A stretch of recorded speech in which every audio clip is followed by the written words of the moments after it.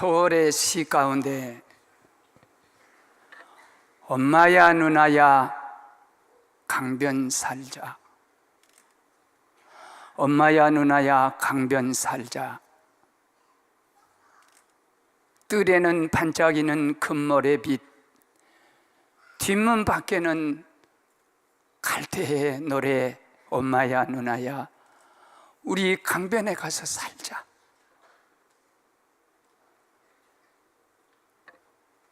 사랑하는 자녀들과 같이 금빛 모래가 있고 갈대숲에서 소리가 들리는 그 목가적인 아주 좋은 자연 속에서 세상에 티 없이, 세상에 무슨 미움, 질투, 시기 없는 그런 세계 속에서 살면 좋겠다는 어린아이의 간절한 기도가 소홀히 대변했던 엄마야 누나야 강변 살자입니다. 윌리엄 워즈워즈는 이 어린아이들을 이렇게 보면서 무지개, 저 하늘의 무지개를 보면 나는 가슴이 뛴다. 어린 시절에도 그랬고 청년인 때도 그랬고 어른이 된 때도 그랬고 내가 나이 늙어서 죽을 때도 저 무지개를 보고 가슴이 뛰었으면, 어린아이는 어른의 아버지, 하루하루가 내 죽는 날까지 어린아이같이 되었으면 언제든지 우리 가슴 속에 영원히 그 아름다운 가정의 모습으로 남아있는 무지개를 보면이란 이 시도 인생의 가장 행복한 그런 장소가 어디냐? 가정이라는 것.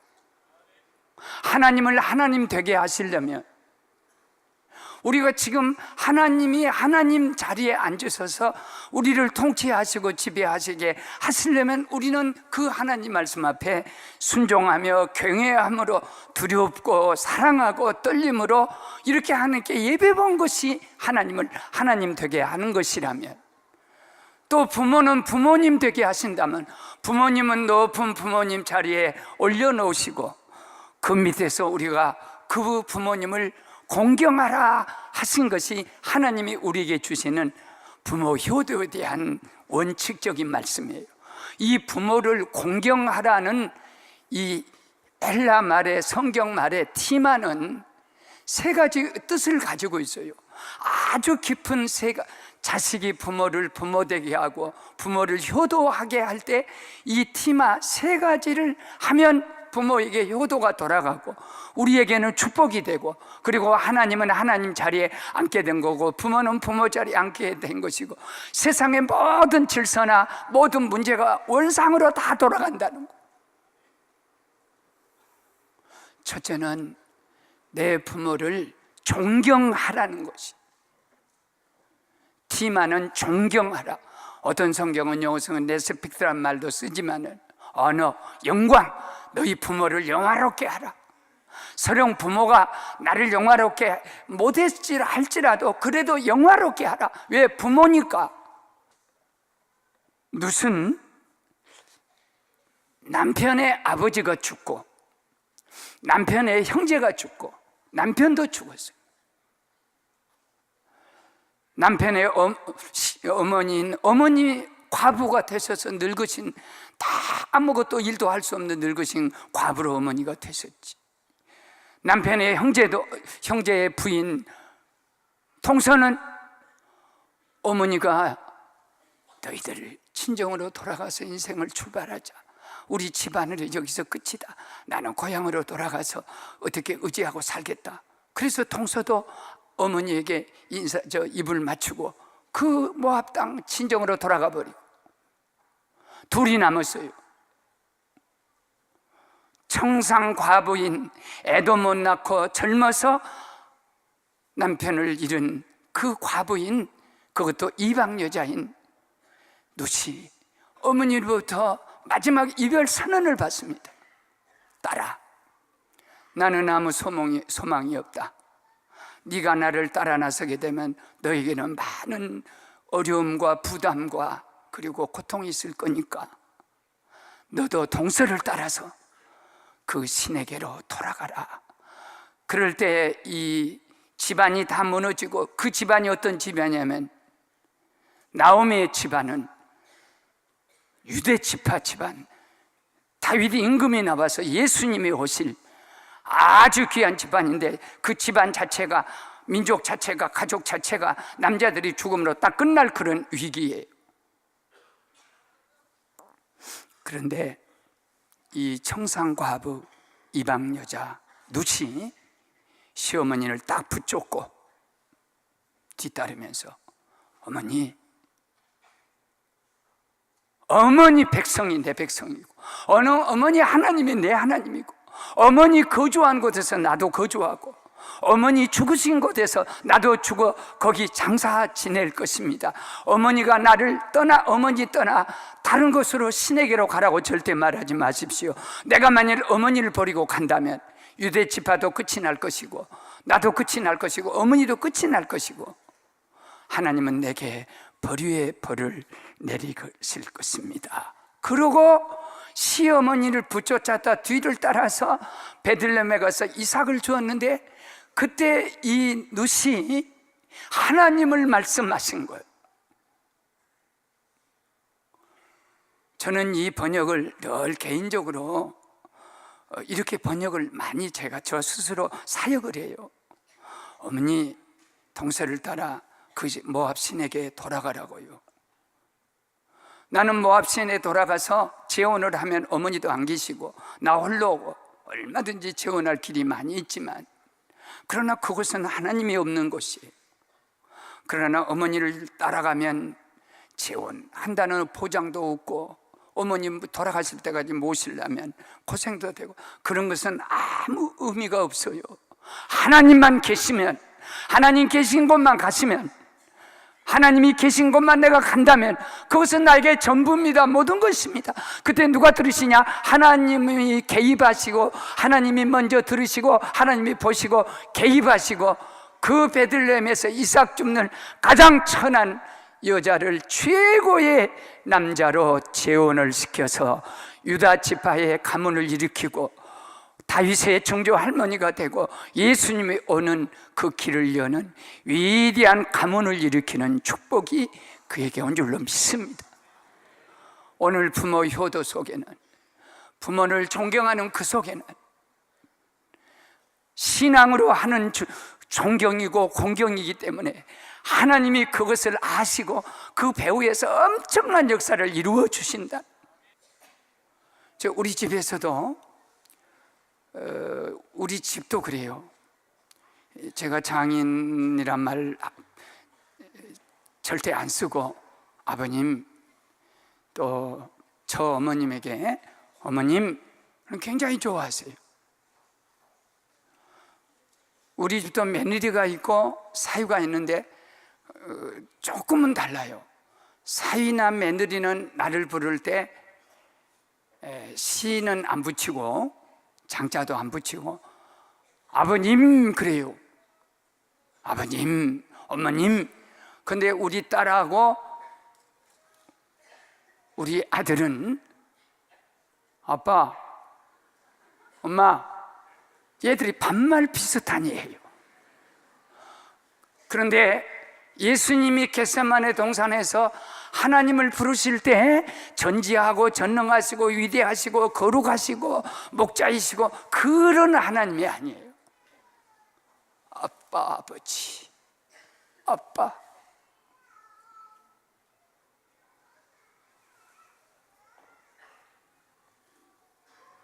그 아빠라는 말 속에 룻은 결혼하는 순간에 나는 이 집의 식구가 되었다. 그래서 어머니다. 어머니도 나를 딸로 부르신다. 어떤 의미에서 며느리는 늙고 병들고 올때갈 데 없는 어머니를, 며느리는 시어머니를 자기가 재혼했을 때는 버릴 수 있어요.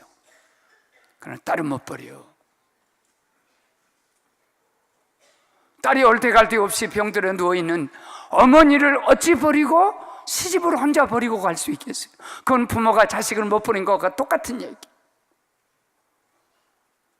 이것을 하나님은 보시고 재혼이라는 하나님의 축복을 주셔가지고 어마어마한 뒤엎어져 버리고 엎어져 버리고 모든 것이 끝장이 날 수밖에 없는 그 가정을 그의 부모에 대한 존경하는 공경, 그리고 부모에 대한 보답하는 마음, 나 같은 이방 여자를 데려다 딸을 삼아주시고 그리고 나로 하여금 이 가문을 잃게 했으니 내가 그 은혜에 10,000분의 1이라도 보답하기 위해서 이삭을 주어서 어머니를, 그 이삭 줍는 곳은 남자들이 희롱하는 곳이에요. 누기서에 보면 청년들이 많이 희롱하고 또 이렇게 유혹하는 그런 자리예요. 그런 자리임에도 불구하고, 부끄럽고 창피스러운 자리임에도 불구하고 그걸 다 뛰어넘어서 어머니에게 보답하겠다는 생각 하나, 어머니에게 보답하겠다는 생각 하나 가지고 나갈 때 하나님께서는 그 가정에 세상에 말로도 할 수 없는 축복으로 갚아주신 줄로 믿습니다. 그래서 이 티마라는, 내 부모를 공경하라는 세 번째 말, 함축되어 있는 말은 부모를 복되게 하라, 부모를 행복하게 하라, 부모를 너로 인해서 부모가 영화롭게 하고 네가 네 부모의 면류관이 되고 너를 키워준 그 은혜에 대한 보답으로 네가 왜 부모를 제일 존경하는 자로, 제일 존경하는 인물로 생각해야 되고 네가 왜 부모를 보답하는 인물로 일생 동안 해야 될 그 이유가 부모를 행복하게 하기 위해. 부모는 자식 때문에 멸류관이 되고 행복하게 되는 것입니다. 그러면서 자녀들아 내 부모를 순종하라, 이것이 옳으니라. 옳다는 얘기는 이것은 타협할 수 없는, 이것은 진리며, 그리고 옳다는 것은 가장 옳은 근본이며 옳은 얘기며. 미국은 굉장히 민주적인 나라인가 봐요. 그래서 아버지를 부를 때도 유, 엄마를 부를 때도 유, 또 목사님을 부를 때도 유, 뭐 그렇게 불러요. 당신 이렇게 불러요. 그런데 그럼에도 불구하고 국회의사당에 대통령이 이렇게 들어온다 그러면 다 일어서는 거예요. 그리고 그분에게 존경의 박수를 보내는 거예요. 그런데 세계 100한 200몇 개국 나라 되는 국가 가운데 대통령이 들어오는데 이 발을 꽈고 앉아서 일어나지 않는 나라는 한 나라가 있는데 내가 그 나라는 말하지 않겠어요. 다 망하는 거예요. 그 소속된 그 소속이, 공동체가 망하는 거예요. 성경에서 말하는 부모에게 소위 말하면 티마하라는, 공경하라는 것은 왕이 와도 일어설 것이고 교회 지도자가 와도 그 머리 백발이 된 그분 앞에 일어설 것이고, 사실은 일어선다는 것은 우리 교회 하나님의 앞에 와서 일어설 때 그건 하나님께 예배하는 존경의 표시며, 어른이 딱 오는데 애들이 이렇게 앉아있으면 안 된다는 거, 어른이 오면, 백발 어른이 오면 그를 존경하는 표시로 일어선다는 거예요. 그래서 그분에게 행복을 드린다는 거예요. 그렇게 됐을 때 이것은 옳은 일이다, 땅에서 잘 된다 그랬어요. 땅에서 잘 된다는 이 말씀은 요한 2서 3서 2절에 보면 가이오를 요한이 축복할 때, 성령이 축복하실 때 네 영혼이 잘 되고 범사가 잘 되고 건강도 잘 되고, 사실은 영혼이 잘 되고 범사, 모든 하는 일에 잘 되는 일이 있고 네가 건강이 형통할 수 있도록, 그래 잘 되고 잘 되고 잘 되고 하는 것은 부모가 자식이 축복하는 말씀이에요. 그런데 하나님이 우리를 축복하실 때 부모를 높여드리고 부모를 존경하고 보답하고 그리고 그분을 아주 영화롭게 했을 때 우리에게 돌아온 것이 세 가지예요. 너는 옳은 사람, 어디 가서는 너는 옳은 사람이 된다. 그 다음에는 네가 땅에서 잘 되고 장수하리라 그래. 네가 땅에서 오래 살리라. 누순 어머니를, 가치 없는 어머니를 복되게 했습니다. 그랬더니 그 복이 누수에게 다 돌아왔어. 저는 목사가 되어서 감사하는 것이요, 어려운 일을 많이 겪은 거예요. 그리고 하나님의 또 축복을 많이 받은 거예요. 또 내가 어려운 사람을 많이 만나는 거예요. 결혼을 앞둔 청년이 무슨 아열을 한다든지, 또는 무슨 결혼 앞둔 청년이 그 음식을 먹을 수 없는 몸이 이렇게 됐다든지, 아니면은 이 암으로 인해서 아주 중요한 부위를 여자로서 어쩔 수 없는 부분을 수술해야 하는 그런 가정들을 만날 때 목사님의 마음은 말도 못하게 아프고, 또 이 세상이 그렇구나 하는 것을 알게 돼요. 그러나 그런 사람들보다 나는 더 많은 복된 사람을 만났어. 나는 어려운 사람을 만나서 주님의 십자가의 아픔을 같이 깨닫게 되고, 복된 사람을 통해서 우리 가운데도 얼마든지 하나님 잘 섬기고 믿음으로 살게 되면 복되겠구나 하는 사람을 만났는데, 오늘은 말씀을 마치면서 할머니 집에 갔더니 병아리 두세 마리 가지고 그 조그만 아이가 노니까 할머니가 뭐라 했냐면, 손자야, 너 병아리 좋냐? 병아리 굉장히 사랑하고 좋아요. 그래, 한번 길러봐라. 그러면서 8마리 병아리, 그 당시에 7원 할 때 한 마리 주니까는 공부는 고사하고 그 병아리를 아주 잘 키워가지고 250원씩 받아서 8마리를 키워가지고 병아리 새끼 100마리를 또 샀어. 100마리 사가지고 또 양계 그 개사도 짓고 해가지고 또 돼지를 또 샀어. 이 아이 나이가 몇 살이냐면 초등학교 4학년 다니네. 그러니까 그 부모들은 학교 선생님이요, 교육자 집안인데 난리가 나버린 거예요. 하나님이 어찌 우리 집에 돌연변이를 보내가지고 초등학교 4학년짜리가 공부는 안 하고 병아리 키워서 이 돈 버는 걸 생각하니까 이거 아주 그냥 정신 나갈 일이요. 그래가지고 계속 네가 커서 뭐가 될래? 병아리 키워갖고 네가 뭐 돼? 지금 너는 책 보고 공부할 때야. 그래도 계속 병아리 키우고 돼지 키우고 초등학교 다니는 애가. 그래가지고는 유통까지 해서 병아리 키워서 파는 것도 하고 가공까지 해서 그걸 튀기고 후라이 만들고 뭐 돼가지고 세계로 막 우리나라 다 팔고 세계로 다 팔아서, 어린 거 속에요, 미국 사람이 그 닭고기를 잘 먹는다 이게요. 그렇기 때문에 앞으로 세상이 잘 살게 되면 모두가 닭고기 먹는다는 거예요. 그래가지고 지금은 얼마나 부자가 됐냐면 10만 톤 이 배가 유조선이요, 저 인천 앞바다나 가보면 제일 큰 배가 10만 톤이에요. 그리고 엔터프라이즈 하든지 미드웨이 하든 제7함대 그것이 10만 톤이에요. 수천 명을 실을 수 있는 그런 무기를 실을 수 있는 그 배가 세계에서 제일 큰 배가 10만 톤이에요.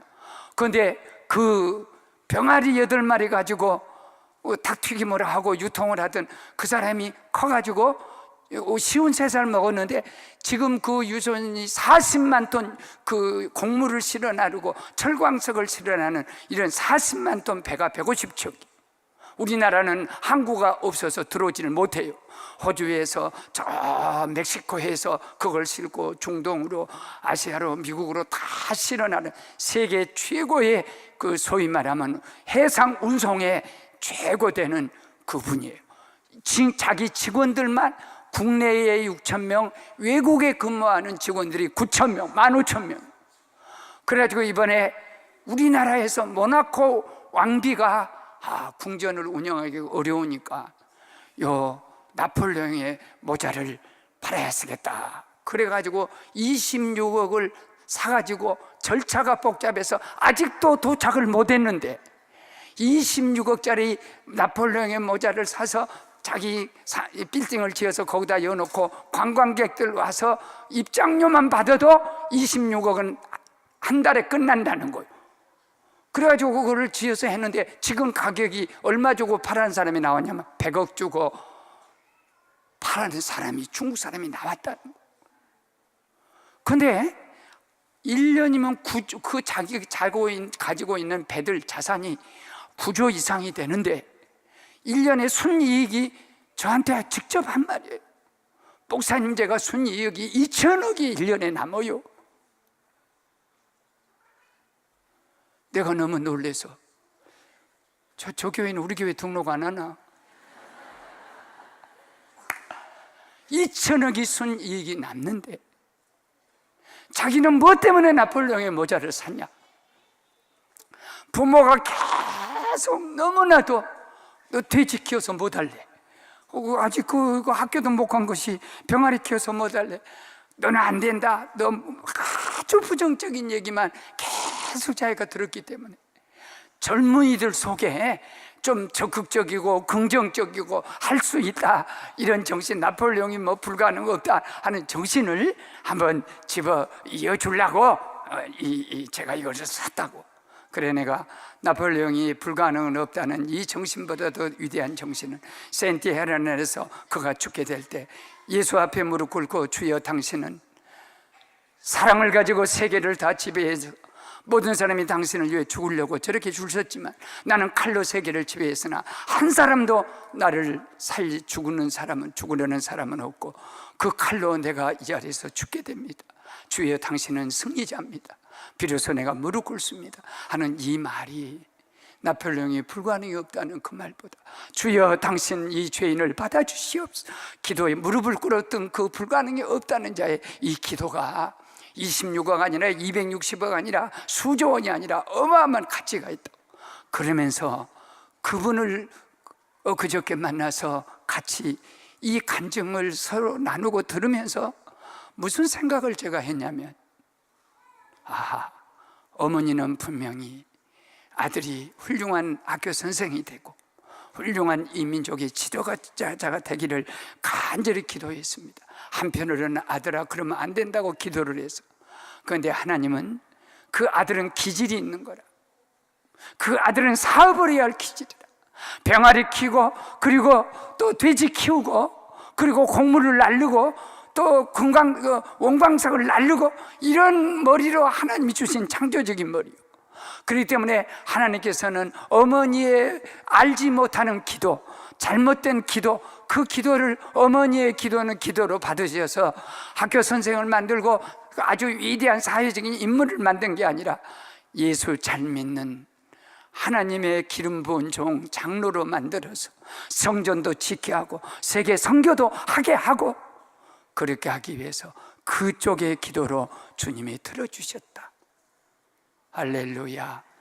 우리는 이 하나님에 대한 은혜를, 엄마가 자식을 위해 기도하는 것은 잘못 기도할 수 있어요.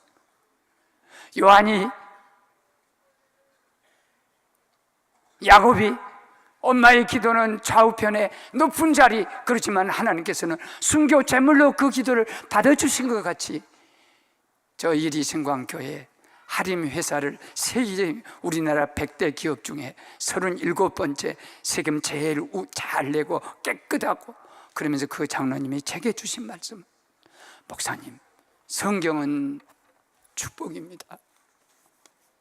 어머니가 성경대로 물려준 그 진리는 그것이 되지 말라, 닭장사 하지 마라 하는 것은 부정적이었지만은 그것을 나로 하여금 더 열심히 닭으로 성공한 아들의 모습을 보여서 어머니를 영원하게 해드려야겠다는 그 정신과 성경대로 살아가면 절대로 우리가 망하지 않습니다 하는 말씀을 마치고 돌아가면서 오늘 어버이 주일에 우리 모두 부모를 존경할 줄 알고, 높은 사람을 존경할 줄 알고, 윗사람을 존경할 줄 알고, 그 모든 분들에게 보답할 줄 알고, 그리고 그 모든 분들을 영화롭게 할 수 있는 우리 모두가 되시기를 주님 이름으로 축원합니다.